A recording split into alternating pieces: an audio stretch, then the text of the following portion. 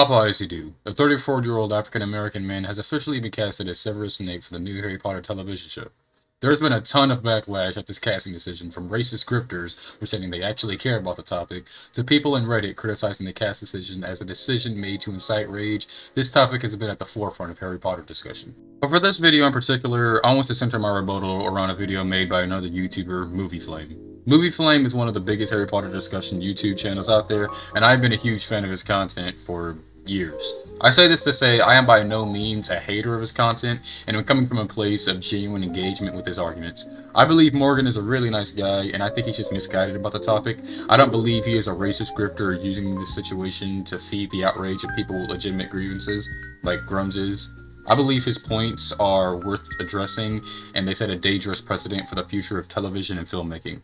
Without further ado, let's break down his first point. But honestly, as a Harry Potter fan, I do not like this casting overall. Snape is very clearly described to be a white man in every single book. It would be one thing if they race swap someone like Lavender Brown, who has no physical description. But Snape has one of the most specific descriptions of any character in the series. He is described to be an ugly man with pale, sallow skin, long greasy black hair, crooked yellow teeth, and a large hooked nose. And his appearance isn't just there for the sake of being there. His appearance is a large part of his character, affecting how he's treated and how others look and perceive him. And how they look at and perceive him is not because of the color of his skin.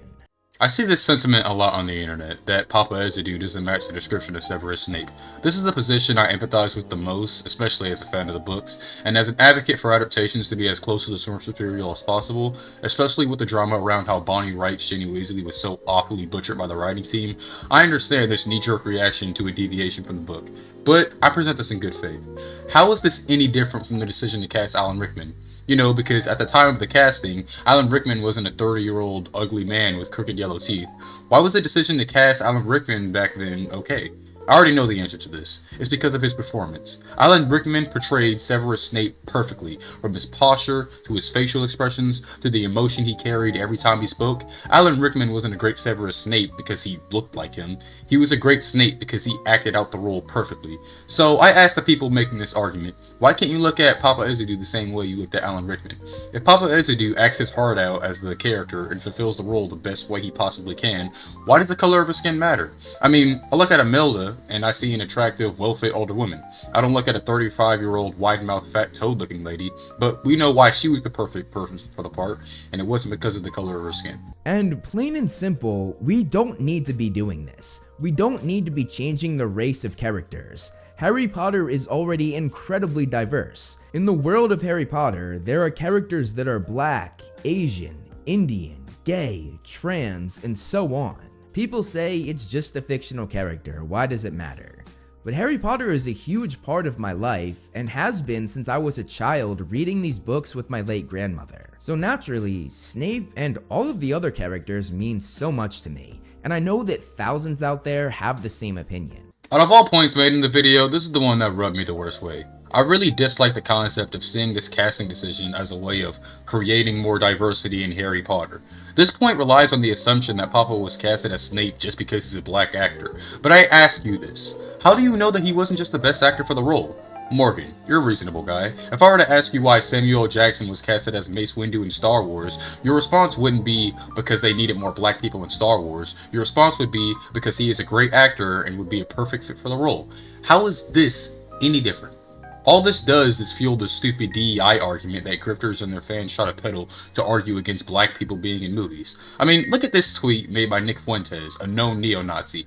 Out of all the characters in the Minecraft movie that he could complain about, he chose the African American women. Then people like this guy try to maintain plausible deniability by saying, "We didn't complain about Mace Windu or Landau." To which I will say, how do you know that this actor isn't the next Mace Windu or Landau? Why is the assumption that the casting is coming purely from a place of wanting more black people in their television show or movie? Papa is an Emmy-nominated actor, and I think it does a huge disservice to him and his great performances to just boil down this casting decision to, they just want more black people. I see a lot of people saying that Snape being black doesn't matter because it doesn't affect his character or the story. The thing is though, It really does. Making Snape black raises several issues. If we look at his character, you're making a black man now come from a very poor area that is less privileged. You're making a black man be talked down to by white people because of where he comes from. And most of all, you're making a black man join a gang of criminals. A black man coming from poverty, being a criminal, and joining a gang. When you break it down, it's clear that there's a problem with this casting. You're almost rebranding Snape into something that he's not. Clearly, Snape is the last person in the series to race swap because it translates horribly. This is the type of stereotype that companies and executives try very hard to steer clear of these days. But by casting Papa, they actually add a stereotype that didn't need to be there. To properly refute this, I need to show a clip from another YouTuber, the Birdman, breaking down the grift of the critical drinker. Listen to this incredible leap in logic for Godzilla vs. Kong. And oh look, Kong's been abducted from his homeland and taken across the ocean to America in chains. I mean, there's on-the-nose writing, and then there's next-level stuff like this. I wonder who you're supposed to sympathize with here. Yes, Drinker just called African slaves apes and tried to frame it as the screenwriters doing so. That, my children, is what we in the English-speaking world call projection.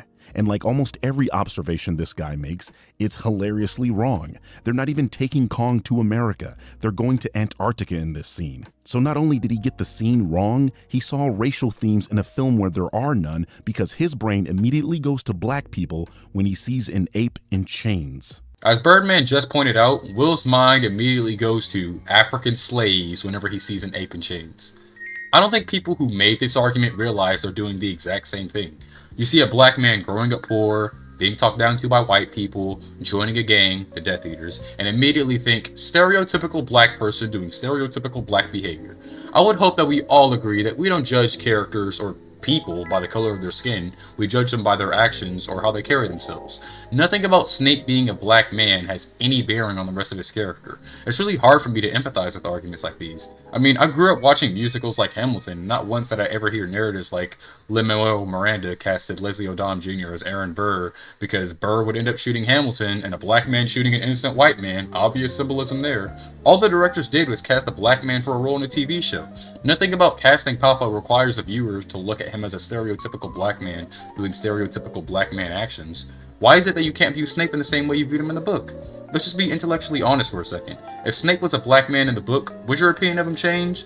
Would the bad actions he did and the destruction he caused be any less demoralizing? Would his upbringing be any less unfair or heartbreaking? Would his redemption be any less incredible? If the answer to any of those questions are no, then you agree with me that the ethnicity of the character shouldn't coat your view of him.